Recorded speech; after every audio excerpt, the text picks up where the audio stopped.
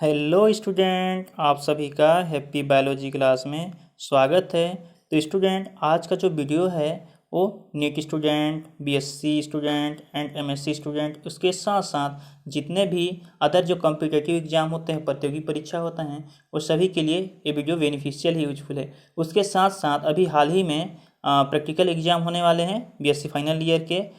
तो उसमें एक टॉपिक है ब्लड, ठीक है, जिसको हम लोग क्या बोलते हैं, ब्लड डिटर्मिनेशन या रुधिर का निर्धारण, रुधिर समूह का निर्धारण। तो उसके लिए यह वीडियो बहुत ही बेनिफिशियल है। उसके साथ साथ जितने भी अदर जो कॉम्पिटिटिव एग्जाम होते हैं बायोलॉजी से संबंधित, उन सभी एग्जाम के लिए यह वीडियो बहुत ही उपयोगी है, यूजफुल है। ठीक है, तो चलिए स्टूडेंट स्टार्ट करते हैं आज का टॉपिक। तो देखिए, यहाँ पहला जो क्वेश्चन है, रुधिर या ब्लड क्या है।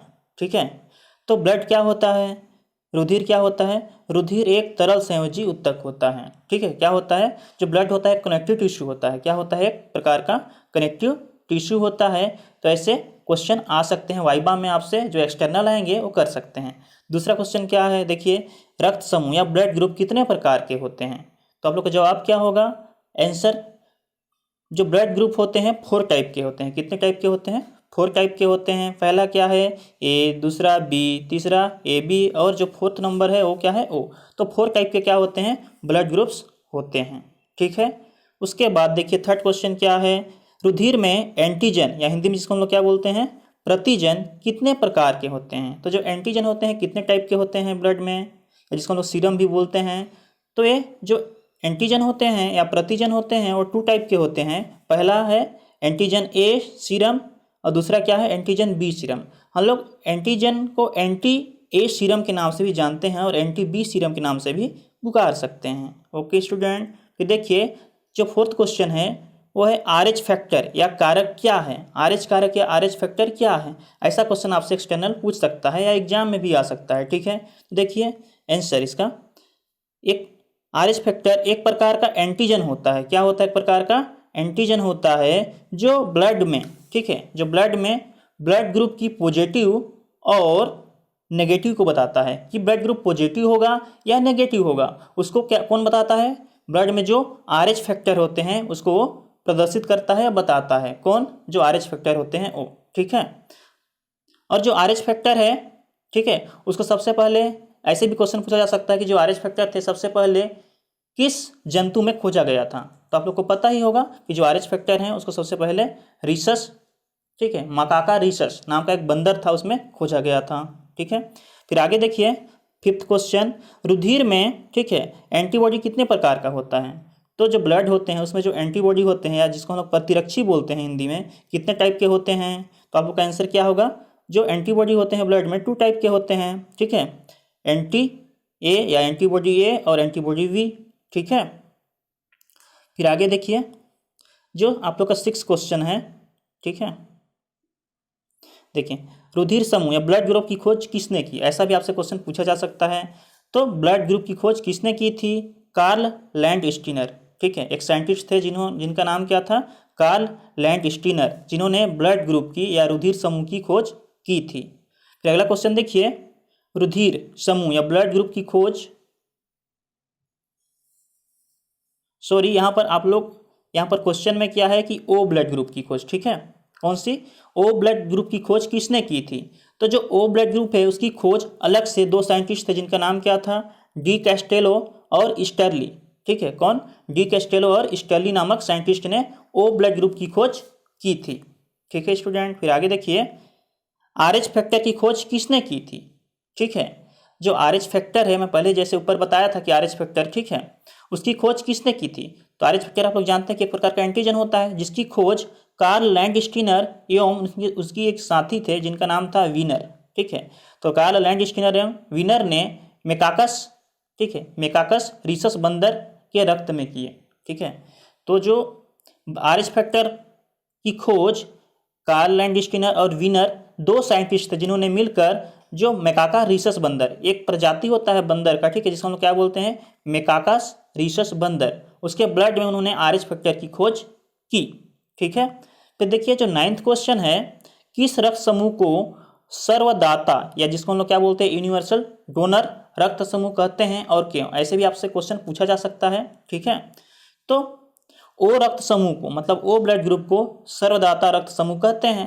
ठीक है, यूनिवर्सल डोनर कहते हैं क्योंकि इसमें एंटीजन अनुपस्थित होता है। अगर एंटीजन ही नहीं होगा, एंटीजन क्या होता है? एंटीजन एक प्रकार का हार्मफुल सब्सटेंस होता है, पदार्थ होता है, हम लोग कह सकते हैं।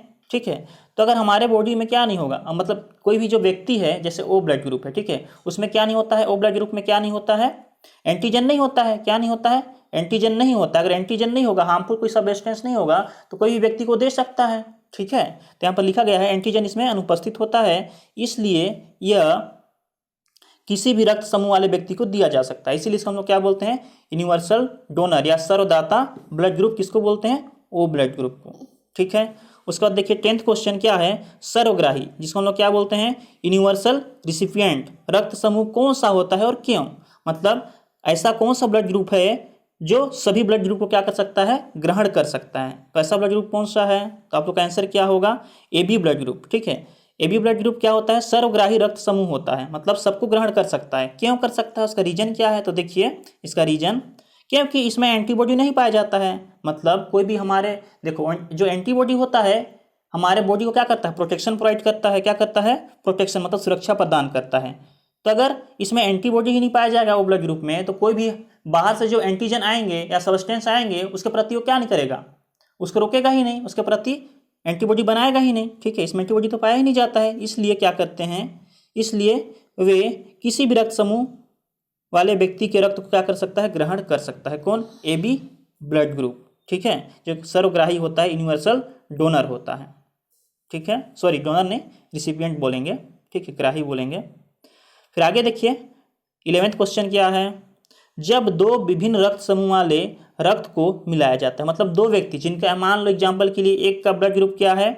A है। ठीक है, और एक का क्या है? B, मतलब विभिन्न मतलब अलग अलग रक्त समूह वाले रक्त को जब मिलाएंगे, ठीक है, तो मनुष्य की क्या हो जाती है जी? मृत्यु हो जाती है। ठीक है, क्या हो जाती है?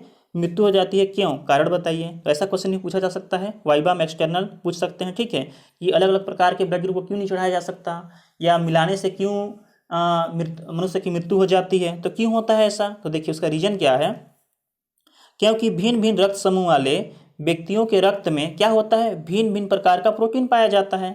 ठीक है, जिसके कारण आपस में चिपक कर थक्का बना लेते हैं। अगर ब्लड ग्रुप A है, ठीक है, और ब्लड ग्रुप B है, दोनों को मिला देंगे तो क्या होगा? थक्का जम जाएगा। क्यों जमेगा? क्योंकि उनका जो प्रोटीन होता है ना, वो प्रोटीन क्या होता है? अलग अलग प्रकार का होता है, जिससे क्या होता है? थक्का जम जाता है। ठीक है, और मनुष्य की क्या हो जाती है? मृत्यु हो जाती है। तो उसकी आंसर इस प्रकार से हो सकती है। ठीक है, फिर अगला क्वेश्चन देखिए 12th नंबर का, लाल रुधिर कणिकाओं जिसको हम लोग क्या बोलते हैं? RBCs को किस नाम से जाना जाता है? ऐसा भी क्वेश्चन पूछा जा सकता है। ठीक है, तो जो RBC होता है, ठीक है, लाल रुधिर कणिकाएं जिसको हम लोग बोलते हैं हिंदी में, उसको हम लोग इरिथ्रोसाइट क्या कहते हैं? इरिथ्रोसाइट के नाम से जानते हैं। ओके स्टूडेंट, फिर अगला क्वेश्चन देखिए, श्वेत रुधिर कणिकाओं को किस नाम से जाना जाता है? ऐसा भी क्वेश्चन पूछा जा सकता है कि पहले देखो लाल रक्त कणिकाएं थी, अब ठीक है, अब क्या हो सकती है? WBC या श्वेत रुधिर कणिकाओं को किस नाम से जाना जा सकता है? तो जो श्वेत रुधिर जो कणिकाएं होती है उसे हम ल्यूकोसाइट के नाम से जानते हैं। ठीक है, किस नाम से? ल्यूकोसाइट के नाम से जानते हैं। अगला क्वेश्चन देखते हैं हम लोग, श्वेत रुधिर कणिकाओं में कौन कौन सी कोशिकाएं आती है?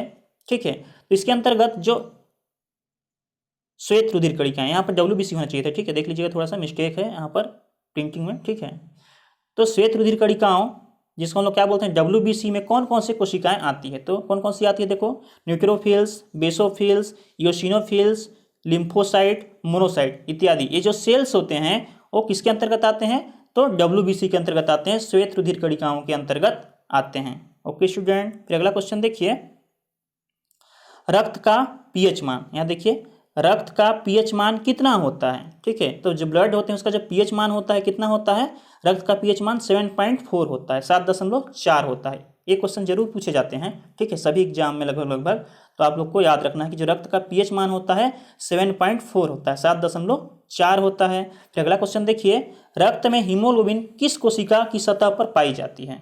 तो रक्त में जो हीमोग्लोबिन होता है किस कोशिका के सरफेस पर या प्लाज्मा झिल्ली पर पाई जाती है, कह सकते हैं। ठीक है, तो देखिए रक्त में हीमोग्लोबिन लाल रुधिर कणिकाओं की, ठीक है, जो RBCs होता है उसकी प्लाज्मा झिल्ली की सतह पर पाई जाती है। तो इंपॉर्टेंट क्वेश्चन हो सकता है, ठीक है, कि जो रक्त में जो हीमोग्लोबिन होता है किसकी कोशिका की सतह पर पाई जाती है, तो आरबीसी कोशिका की प्लाज्मा झिल्ली पर या सतह पर पाई जाती है, ठीक है। फिर अगला क्वेश्चन देखिए 18 नंबर का, हीमोग्लोबिन का क्या कार्य है, क्वेश्चन पूछा जा सकता है, मुख्य इंपॉर्टेंट क्वेश्चन है, ठीक है, कि हीमोग्लोबिन का क्या कार्य होता है। तो हीमोग्लोबिन का मुख्य कार्य ऑक्सीजन का क्या करना, परिवहन करना होता है। इसका जो मुख्य कार्य होता है ऑक्सीजन का परिवहन करना होता है, ठीक है।